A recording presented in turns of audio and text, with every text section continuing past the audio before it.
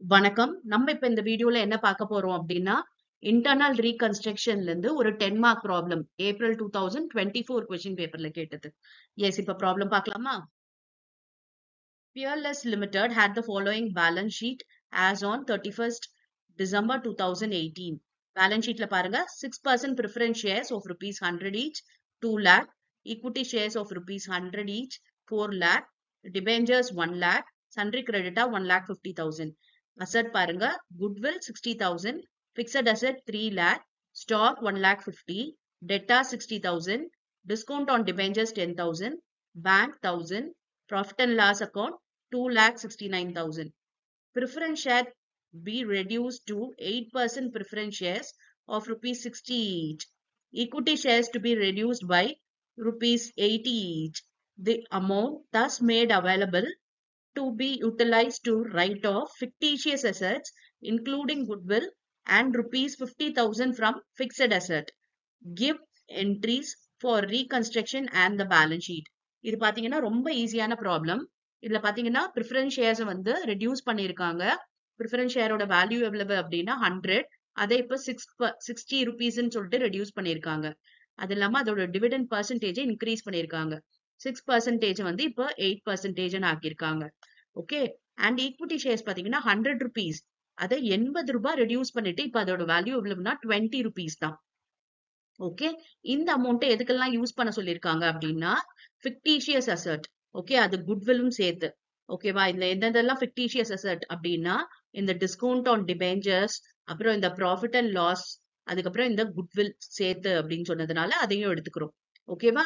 அது மட்டும் இல்லாம பிக்சட் அசெட்ல ஒரு 50,000 வந்து ரெடியூஸ் பண்றாங்க. ஓகேவா? என்ன கொடுத்துட்டாங்க பாருங்க. அண்ட் rupees 50,000 ஃப்ரம் பிக்சட் அசெட்டை ரைட் ஆஃப் பண்றாங்க. அதனால அதுல ஒரு 50,000. எஸ், இப்ப நம்ம இதுக்கு ஜேர்னல் பாஸ் பண்ணலாமா? ஃபர்ஸ்ட் இந்த ப்ரிஃபரன்ஸ் ஷேர்ஸ் ரெடியூஸ் பண்றதுக்கான ஜேர்னல் பாருங்க. இதுதான் 6% ப்ரிஃபரன்ஸ் ஷேர் கேபிட்டல் அக்கவுண்ட் டெட்டா to 8% preference share capital to capital reduction. Okay, இப்ப 2 lakh இருந்தது, நம்ம வேல்யூ என்னவாயிடுச்சு 60 ருபீஸ் ஆயிடுச்சு இல்லையா? இது நம்பர் ஆஃப் ஷேர் எவ்வளவு 2 lakh டிவைடட் பை 100 போட்டோம்னா 2000 ஷேர்ஸ். அப்ப அந்த 2000 ஷேர்ஸ் இன்டூ 60 ருபீஸ் அப்படின்னு போட்டோம்னா 1,20,000. இந்த பேலன்ஸ் அமௌண்ட் எங்க போகும் அப்படின்னா கேபிட்டல் ரிடக்ஷனுக்கு போகுது. அடுத்து பாருங்க ஈக்விட்டி ஷேர்ஸுக்கு என்ட்ரி. ஈக்விட்டி ஷேர்ஸ் பாருங்க 100 ருபீஸ் இருந்தது, இப்ப எவ்வளவு 20 ருபீஸ் ஆயிடுச்சு. ஓகேவா? இது 4 lakh டிவைடட் பை 100 போட்டோம்னா 4,000 ஷேர்ஸ். அப்ப 4,000 இன்டூ 20 பாத்தீங்கன்னா 80. ஏற்கனவே இருந்தது 4 lakh. இப்ப அந்த பேலன்ஸ் அமௌண்ட் எங்க போகும்னா கேபிட்டல் ரிடக்ஷனுக்கு 3,20,000 போயிடுச்சு. இப்ப நம்ம கிட்ட கேபிட்டல் ரிடக்ஷன் எவ்வளவு இருக்கு 80,000. இது ஒரு 3,20,000. மொத்தம் பாத்தீங்கன்னா 4 lakh இருக்கு.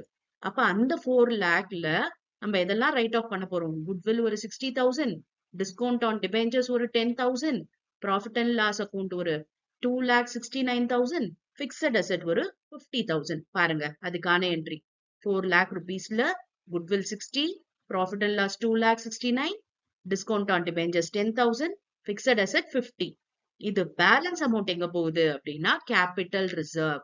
ஓகேவா? இந்த கேபிட்டல் ரிசர்வ் நமக்கு லயபிலிட்டியில போகும்.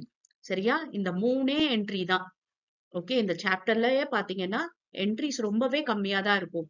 ரொம்ப ஈஸியானதும் கூட. ஓகே, இப்ப இது வந்து நம்ம பேலன்ஸ் ஷீட்டுக்கு தேவையான நோட்ஸ் ப்ரிப்பேர் பண்ணலாமா? எஸ். முதல்ல ப்ரிஃபரன்ஸ் ஷேர் கேபிட்டல் பாத்தீங்கன்னா 2 lakh இருந்தது, இப்ப எவ்வளவு ஆயிடுச்சு 1,20,000. ஈக்விட்டி எவ்வளவு ஆயிடுச்சு 80,000. ஓகே, இப்ப ப்ரிஃபரன்ஸ் ஷேர் கேபிட்டல் 1,20,000 ஆயிடுச்சு, ஈக்விட்டி ஷேர் கேபிட்டல் 80, மொத்தம் பாத்தீங்கன்னா 2 lakh ஆயிடுச்சு. அதுக்கப்புறம் note number 2 reserves and surplus. Reserves and சர்ப்ளஸ்ல நம்ம இப்ப கண்டுபிடிச்சோம் இல்லையா கேபிட்டல் ரிசர்வ், அது போட போறோம் 11,000. ஓகே, அதுக்கு அடுத்து பாத்தீங்கன்னா டிபெஞ்சர்ஸ் 1 lakh, அதுக்கப்புறம் சன்ட்ரி கிரெடிட்டார் 1,50,000. ஏன்னா இதுல எல்லாம் எந்த சேஞ்சஸும் நடக்கல, அதனால இதெல்லாம் அப்படியே வருது. டிபெஞ்சரா இருக்கட்டும், கிரெடிட்டாரா இருக்கட்டும், எதெல்லாம் நம்ம சேஞ்சஸ் பண்ணிருக்கோமோ அது மட்டும் நமக்கு வராது. இப்ப அசெட்ல பாத்தீங்கன்னா குட்வில் வராது, பிகாஸ் நம்ம அதை ரைட் ஆஃப் பண்ணிட்டோம். பிக்சட் அசெட் பாத்தீங்கன்னா 3 lakhல இருந்து இப்ப எவ்வளவு ஆயிடுச்சு 2,50,000. ஓகே, அதை வந்து நம்ம ரைட் ஆஃப் பண்ணது ஒரு 50,000 போக 2,50,000 ஆயிடுச்சு. அண்ட் ஸ்டாக் எதுவுமே பண்ணல, அது அப்படியே வரும். டெட்டாஸ் அதுவும் நம்ம எதுவும் பண்ணல, சோ அதுவும் அப்படியே வரும். Discount on debentures write off பண்ணிட்டோம், சோ அது வராது. அப்புறம் பேங்க் இதுவும் வந்து அப்படியே வரும், நம்ம எதுவுமே சேஞ்ச் பண்ணல. Okay, yes. இப்ப நம்ம பேலன்ஸ் ஷீட் போட வேண்டியதுதான். லயபிலிட்டி சைடு என்னென்னலாம் வரும் அப்படின்னு பாருங்க. Yes, share capital 2 lakh, reserves and surplus 11,000, loan long term borrowings 1 lakh, trade payable 1,50,000. இப்ப அசெட் சைட் போடுவோமா? இப்ப இதெல்லாம் டோட்டல் பாருங்க 4,61,000 வந்துருச்சு. அசெட் பாருங்க 2,50,000, 1,50,000, 60,000, 1,000. இதோட டோட்டல் பாருங்க 4,61,000. ஓகே, ரொம்ப கரெக்டா ஈஸியா வந்துருச்சு இல்லையா? எஸ். இப்போ உங்களுக்கு இது புரிஞ்சிருக்கும் இல்லையா எப்படி போடணும்னு சொல்லிட்டு. இப்போ நெக்ஸ்ட் வீடியோல வேற சாப்டர்ல இருந்து நம்ம ப்ராப்ளம் எப்படி போடுறதுன்றத பார்க்கலாம். Thank you for your patient listening.